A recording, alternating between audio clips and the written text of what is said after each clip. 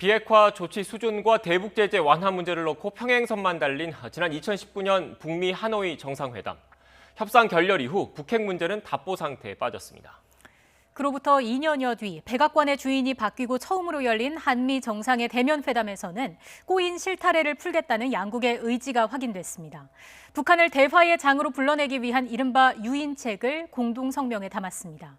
2018년 남북 정상 간 판문점 선언은 물론 트럼프 대통령 재임 시절 북미 간 싱가포르 합의도 존중하기로 했습니다. 북한이 싫어하는 북한 비핵화라는 표현 대신에 한반도 비핵화라는 문구도 사용했습니다.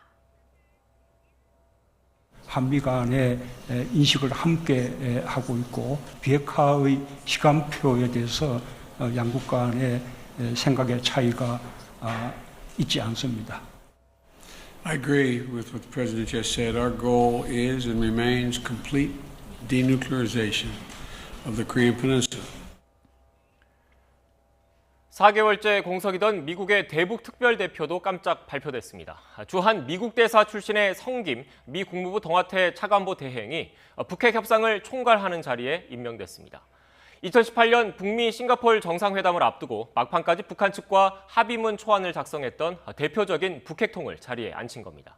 한마디로 대화의 물꼬를 터보자는 신호를 북한에 보냈습니다.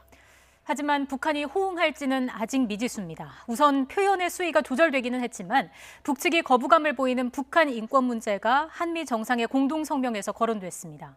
반면 북한이 원하는 대북 제재 완화 방안 등은 빠졌습니다. 특히 바이든 대통령은 핵 관련 약속이 있어야만 김정은 위원장을 만날 수 있다는 원칙을 명확히 밝혔습니다.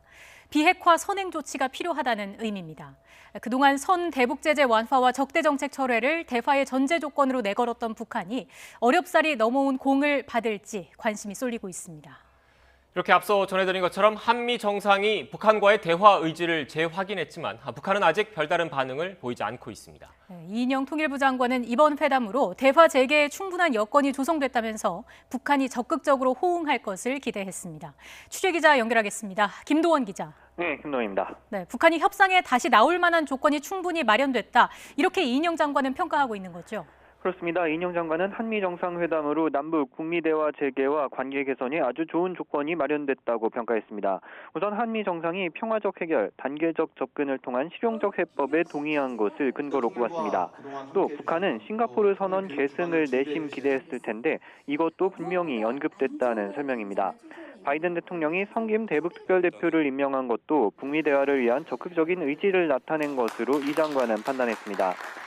이 장관은 북한이 숙고를 끝내고 대화와 협상에 다시 나올 수 있는 충분한 여건이 마련됐다며 적극적 호응이 있기를 기대했습니다.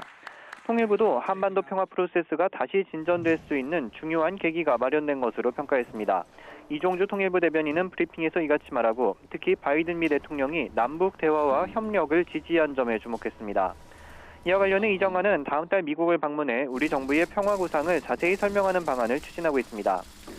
한미 정상회담에 대해 북한은 아직 이렇다 할 반응을 보이지 않고 있습니다. 노동신문 등 북한 매체에서도 한미 정상회담에 관해서는 언급되지 않았습니다. 한미 정상회담 결과를 설명하기 위한 대북 특사 파견 등 남북 접촉 가능성도 거론되는 가운데 한동안 진전이 없던 비핵화 협상의 재개 동력이 마련될지 주목됩니다. 지금까지 YTN 김도원입니다.